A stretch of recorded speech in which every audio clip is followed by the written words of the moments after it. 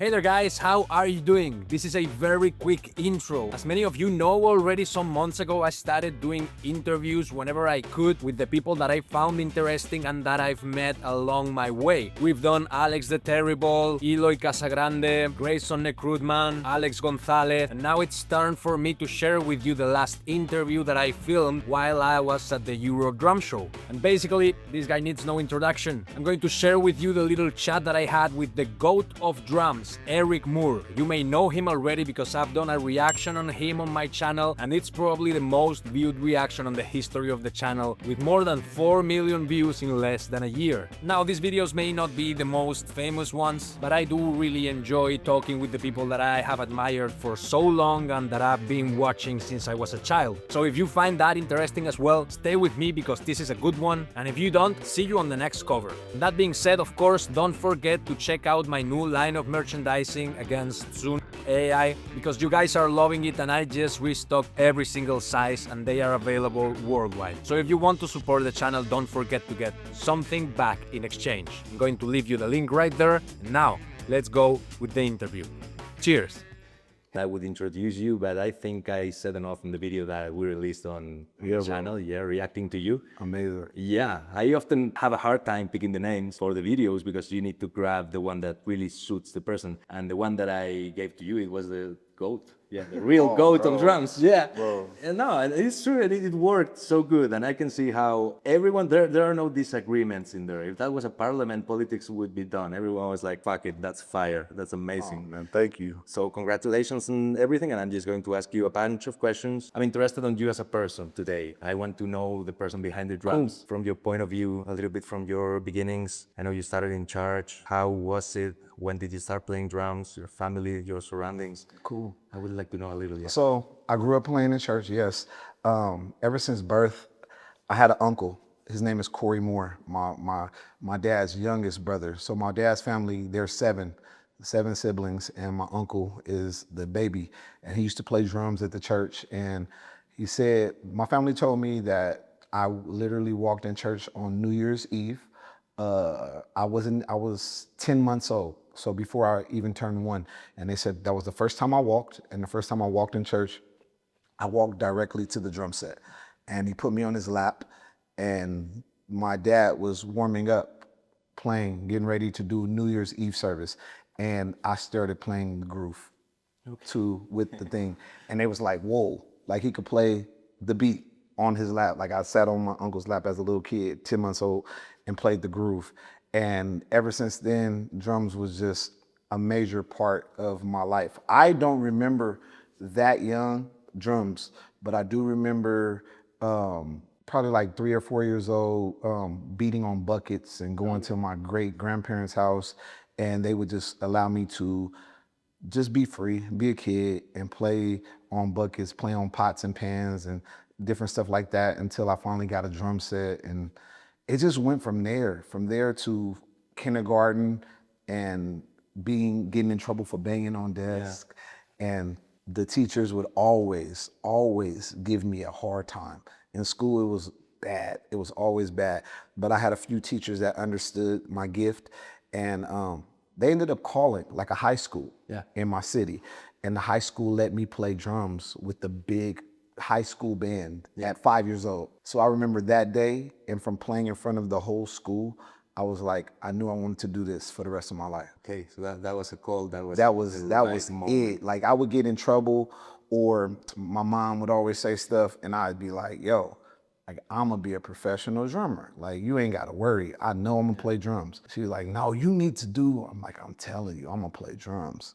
So it's just been following my heart. Yeah, it's a gift, and I'm grateful for the gift.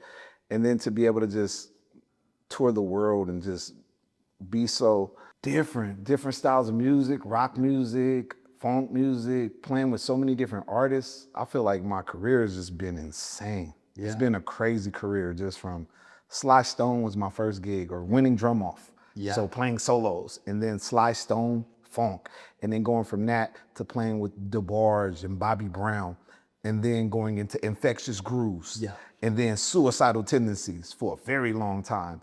And then from Suicidal, doing Tram and just working with all these different artists, playing with Hadrian Farad, meaning a super bass player, jazz fusion, and the list goes on and on. And then being able to be a clinician, it's just wide range, super wide range of drumming. And I really just love drums. I love it a lot. Yeah, it's difficult to do an interview with you because as you start speaking, you realize that all the bands that you just mentioned are fucking huge. It's not like, it's whatever, because, oh yeah, the Guitar Center thing. I will talk for an hour about the Guitar Center thing because that's probably, nowadays, people may not realize it because the world has changed so much, but I remember as I was growing up, that was like the fucking tournament. That was like the final heavyweight championship of the world of boxing, you know? For real. It was like an event, and you were so fucking young. It was 2003. You went there and you slashed it. So I'm really curious, coming from Spain, where we didn't have access to that world. I'm curious about the whole experience. How does it work? You go there? So guitar, I do. I remember very, very closely. So with Guitar Center, they had like 5 rounds. Yeah. You start off in your store, you play the store round, then you play the second store round in order to go to the next city. You go to the next city and then you play your region. So you'll play everybody. I'm from California, so I will play California, Seattle, Oregon, Los Angeles, all of these different places, all these other stores, and the best from those stores. So it'll be like 10 of us. And then you win that one, and then you get to go to another round. And then that round is like right before the finals. So every time you win, you get to the round where you win a drum set. And then the final big one is where I ended up winning a car. So I won a car, I won drums, I won like $5,000. It was crazy. And I wanted to win it because I'm from a small city called Stockton, California. And there's not a lot there. Yeah. It's very, very small. So I knew that if I was able to, I knew I was good on drums, but I knew that if I did this, then in my heart, I would feel like I was one of the greatest in the world. It just gave me the determination. Yeah, and you're representing, and it's also the idea that it doesn't matter where you come from, as long as you really, really fucking work hard, you'll fucking make it. Exactly. That's unbelievable, bro. When you win something that big, aside from all the material prices, I guess you also have like a shitload of recognition. Like suddenly all the brands must be into you, bands, something, or how is that experience? It was a really, really, you can't even say it's humbling because it makes you feel like you're unstoppable. Like you're just like, yes, it's awesome. It's a really, really a killing feeling to be able to win something that huge. And at that time, I was young. That was 23 years ago. It's amazing. So being so young and to have that recognition, for a little bit, I think I had big head. I had a big head. I was like, man, I'm killing. And I had to just learn how to understand the world of music. My life has been so crazy. By the time I was 26, a lot of people don't know, but being a rock star at 26 is going to Hellfest, playing in front of 100,000. Just doing big things with Suicidal Tendencies. Like I'm in a band. I'm literally a member of this band and I'm only 26 years old.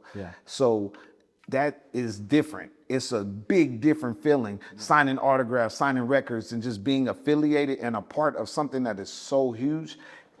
It could get to your head. It really, really could. It really could. And it did. It did. I had to grow up. I just had to grow up. And a lot of times, some people back then be like, oh, he's big-headed, he's cocky. Like, I was just young. Just super young. But if you think about it, brother, you have worked so much for that. I don't think it's like the opposite of being humble. I think it's like eventually you reach a point where you feel like your reward is finally there. Because up until that point, all the fucking work you put in, all the hours, all the fucking hours you spent alone on the bed, basement, just fucking programming, just for nobody, just for yourself, and obsessed and doing the work. And eventually you reach the destination and you're like, fuck, this is rewarding. No, this is nice. I think it has nothing to do with humility. You are a good guy.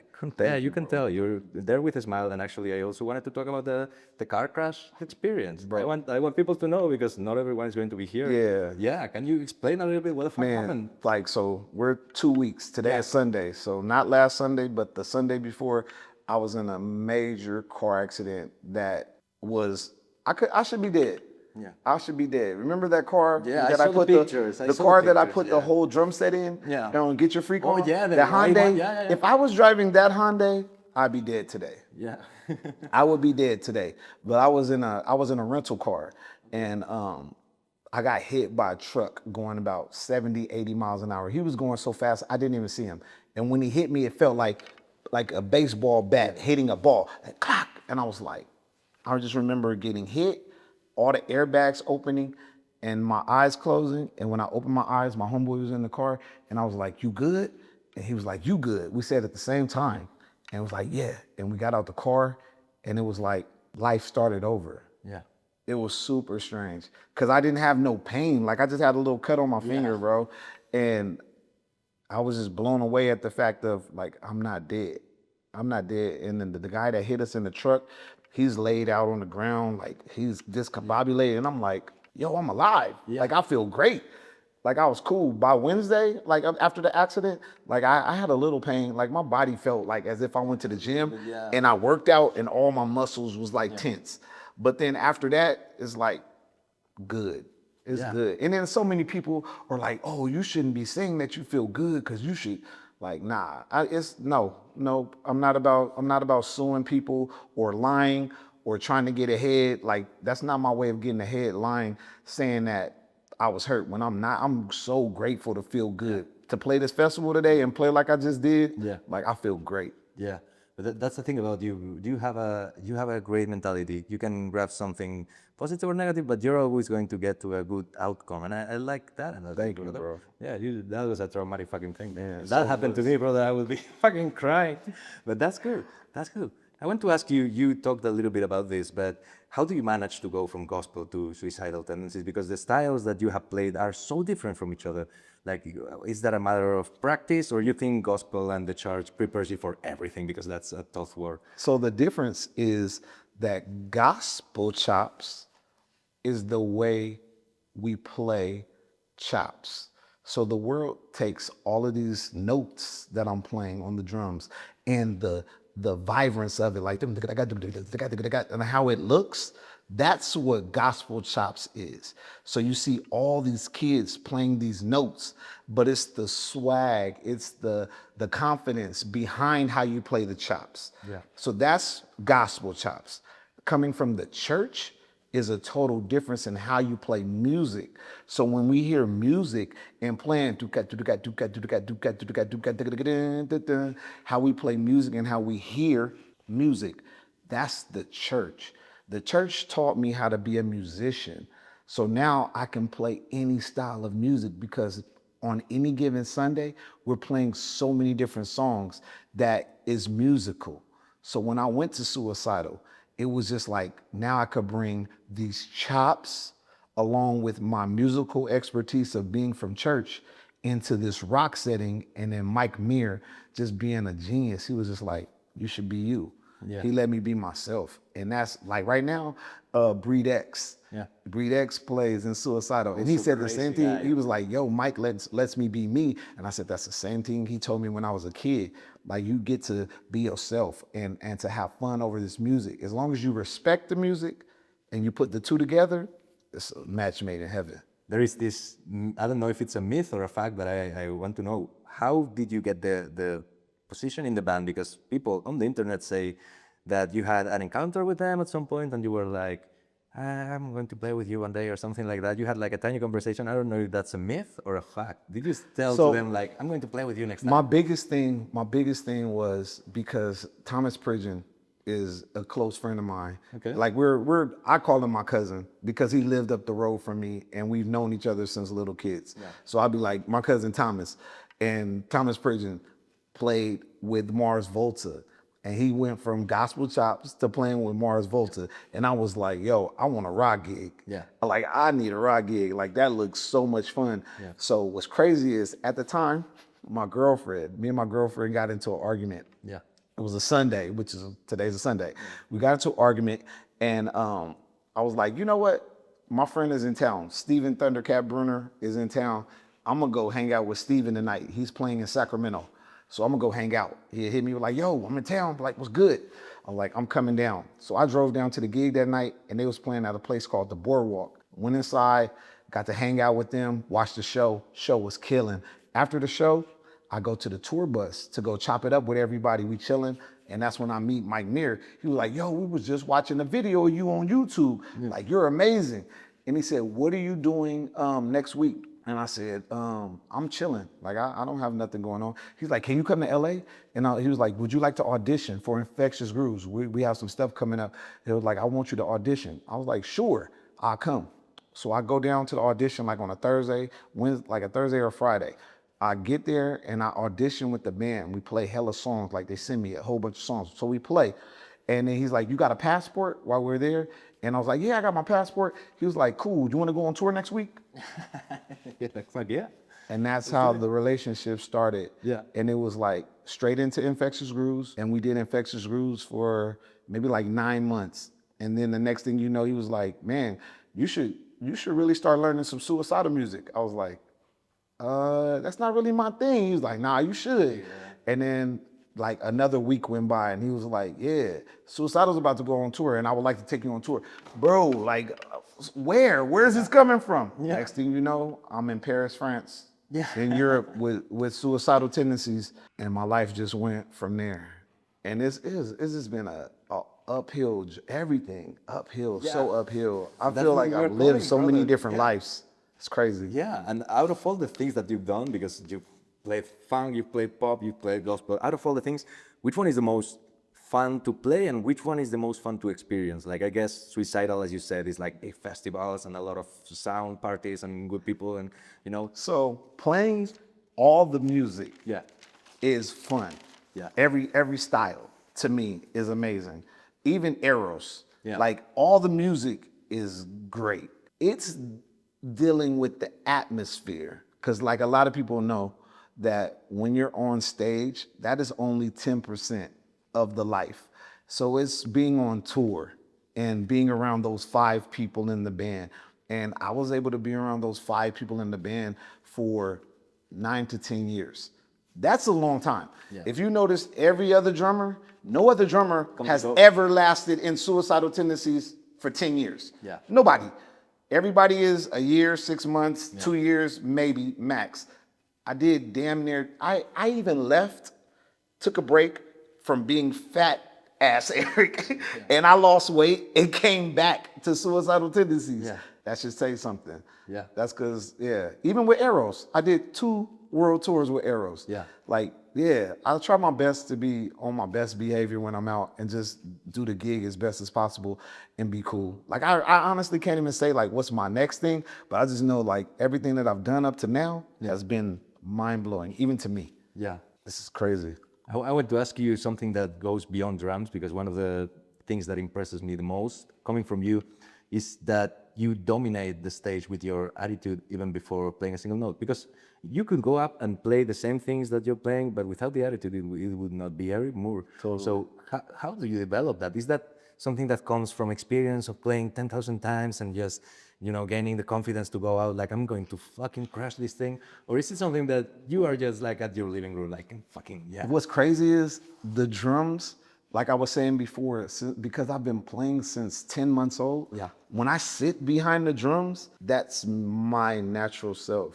Yeah. That's me happy. Yeah. That's my happy place. Yeah. And it's like, there's no, if I fumble, it's crazy because it's like, that's weird. Like I must have lost train of thought thinking about what I'm doing tomorrow or something else, because when I sit here, it's first nature. Yeah. Drums is first nature. It really feel like I've been here before and I played drums like in another lifetime or something, because I love it so much. Yeah. It's like go time. Yeah. And my character, my loudness, my personality just gets to come out from being happy to, even if I play aggressive and I turn into the animal, like it's just like it's time. Yeah. It's just the feeling. It's a really, really dope feeling. And it's characteristics. Yeah.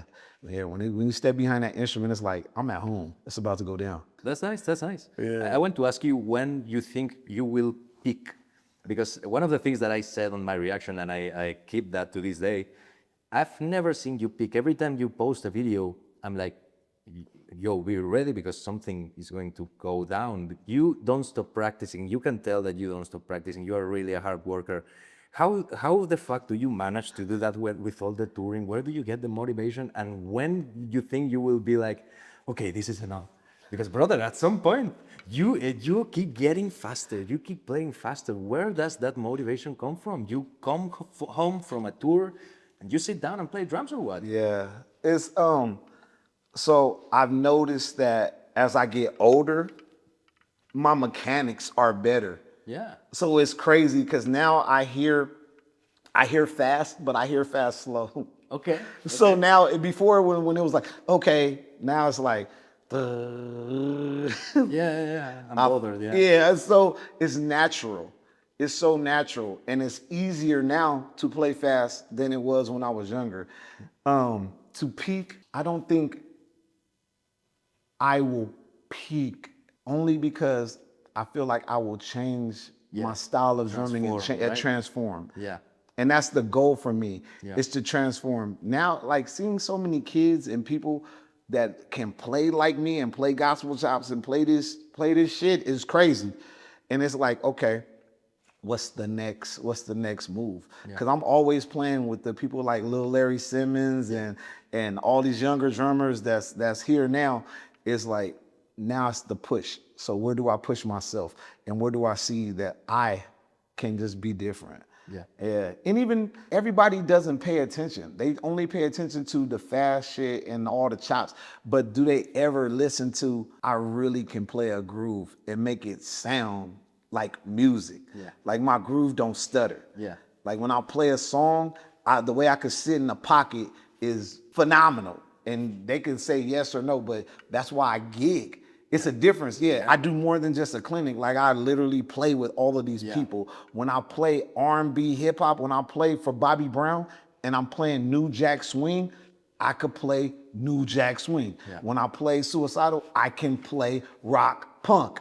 I could play the 16 note on the hi-hat and open it up and play do-ga, and play like an old man, but still make it feel the way it's supposed to feel. And then pull back and Yeah. it's a difference. Yeah, no, I think people do respect you for that. Yeah, because you are, I think, the only drummer that has a video online, and I don't know if it was you or who posted it, but there's a video online that's called Eric Moore playing pocket for Eros Ramazzotti, and it's you with the hi-hat just playing pocket, fucking making it, walk, everything is sweet, and the video has millions of views. It's a good one. Yeah, that's dope. You are one of the only ones that is able to do the crazy chops, but can make a groove feel so good that people go like, wow, I'm going to sit down and watch 10 minutes of somebody just grooving. That's hard. That's hard, and there is value in that, especially for the young people that are on social media just watching whatever, and they don't know that the gigs that you play, you need to make the music feel good. Totally. I want people to pay attention to that. I would love for younger drummers to do more than just play the chops. It's awesome. I love it. But to be able to play music and just be able to hear the click, or not even like today, I didn't play with no in-ears, no earphones. So everything was just like a band. Yeah, so playing like that and making it feel right is so, you need to pay attention to that. Yeah. Like drummers should pay attention to that. Bro, sitting here with you, man, you're no. phenomenal. Today you are so phenomenal. This is about you. This is I about appreciate I'm very you. curious about Man, you. brother, it's I awesome. want to ask you, we were talking a little bit about it yesterday, but at what point of your life you go like, I'm going to create a drumstick company? Because that's a big move and that's a lot of headache, and you're already a busy man. To be honest, I didn't know all the work that it would take at the time. Yeah. I just knew that because I play so many different styles of music, I couldn't have a signature drumstick. And there was a lady at Zelgen, her name is Sarah Hagen. Yeah. Sarah Hagen is amazing. Hey, Sarah. You can have a signature drumstick. And I was like, yeah, but it's not gonna be fair because I won't play it all the time. I play so many, even with Eros, I played 2 different sticks during the show. Like I just have more ideas than just this one. And how it all came about is crazy. It's so crazy to be denied pretty much by the company that I gave so much to. But I'm grateful for that person at that company to deny me and to tell me that, he pretty much told me that I couldn't do it. Yeah. He was like, oh, if you feel like you could start your own drumstick company, then go do it. And I was like, okay, no worries. I got this. Yeah. And I just took a super leap of faith by starting DOPESTICKZ. The DOPESTICKZ is so much bigger than just, it's a part of me. Yeah. It's really, really a part of me. It's more than just, oh, this is just something I'll put out because I want people. Nah, like I'm literally creating something. So when you touch this, it's a part from me into you to give you the ability, and it's all A grade. I give the best prices on drumsticks in the league. Like whatever it is, I guarantee you go on my website, I'm gonna beat everybody. Bad experience, I'm going to do my thing. And you go there and you fucking do it. And that's something that I like. It's not just about talking like about business, but it's a drummer creating drumsticks. That's not something you see often. Most of the brands you go out there is just businessmen creating drumsticks, so they don't know the needs. They don't understand drums. They don't even know, like the pair I played with today. Yeah. Bro, one pair of sticks, never break. And you were there. What's your size? The size to go with your sticks. What's your size? Today I played the I played the 9AXs. Okay. So the 9AX, or either I'll play a 5AX. Okay. I might play an Acorn, or I literally will switch it up. It depends. So when I'm at the crib and I'm just shedding, I'll play some 5AX ball tips. Okay. And then either today I picked up the 9AXs and they felt great. Yesterday I was in sound check and I was like, damn, this stick is heavy. Yeah. I was like, I'm tired. They can get it from, I want the people to know. know. Man, they you guys, www.dopesticks.com with a Z. DOPESTICKZ.com. And I got an affordable stick called Shed Sticks. Yeah. They cost $7. Okay. Killing them. I want to ask you, what the fuck is next for you after all of this? Do you have any plans, or are you just going with the flow? Because as you said, your life is like a lion, and destiny, and God is bringing you all of these good things. Do you feel like you just need to sit back, and things are going to be fucking A, or you have plans for yourself? So right now, for me, is pretty much turning into the new me. Okay. Being more inspired. Yeah. Life has been fast. As you know, I do, or maybe you didn't. I had in Las Vegas, I had the drum resort. So I had turned my house into this big drum mansion, and amazing. So about like 6 months ago, maybe a little bit longer, 7 months ago, I sold the big mansion. Yeah. And I got a new house. I got a brand new house in Vegas, and I love my new house, but I don't want to do drum lessons at the crib. Like it was a lot. Okay. It was a lot. And to be a businessman and give lessons and still practice, I was like, I am burning myself on both ends of the candle. Yeah. So now it's getting back to me. I want to start doing more on my YouTube channel and posting more and just working more with DOPESTICKZ. It's so dope to see people like Steve Jordan and all the people on this festival to be still playing drums. I love it. But the top to me is being able to say, I did that, and now I'm hearing I'm rich, and I don't play drums. Yeah. But I did it. Totally. Like I started something, and I got all these kids. Like I don't have children. I didn't have kids, but all these kids are me reincarnated. Yeah. It's so killing. If there's somebody that can do it, it's you. Yeah, it's the internet is flooded with a lot of gurus that don't know shit. Totally. You know, so it would be really nice for the community to have people like you that can actually guide them with actual knowledge from all fields, because you got knowledge from all fields. Yeah, so I'm of course wishing you the best on that, and I know you're going to crush it. Thank you. And I'm going to ask you one last question. I may get too personal, I may not. But if you could go back to the 2003 Eric Moore, right after you won the Guitar Center, what piece of advice would you give yourself that would have made your life easier? If I could go back to when I won Drum Off, what's crazy is I wouldn't change nothing. Okay. This life that I've been able to acquire over the last 23 years has been mind-blowing. I sit back and sometimes, like I'm on a plane and I'll just go back to chilling. Like when the plane's taking off, just close my eyes and I'll think about that day and how I even got here. And from everything, just being obese to losing weight, to being fit, to having muscles, to just being like, okay, I'm cool, I've been fit, and now I just want to be regular, and I just want to spend time with my dad before my dad passed, or spend time here. I wouldn't change nothing, because I was able to create something insane, and I didn't know the book. Yeah. Like, yeah, it's different when you know the book, but to be here in 20 years and now be a business owner or now have different endorsements or how stuff goes, you just never know. Yeah. You never know. Yeah. So to be able to be successful is such an amazing thing. Yeah. It's so killing. It's so killing to be somewhere, like not be strung out on drugs or be done gave up or somewhere being alcoholic. I have so many friends that have died and are gone from alcohol, from smoking the wrong stuff, from drinking the wrong stuff, that just like being in a car accident, anything. And I'm just so grateful for where I'm at. I feel like I got a text message 2 days ago from my mother when I landed. And she said, I'm so proud of you. And before my dad passed, he told me, I'm proud of you.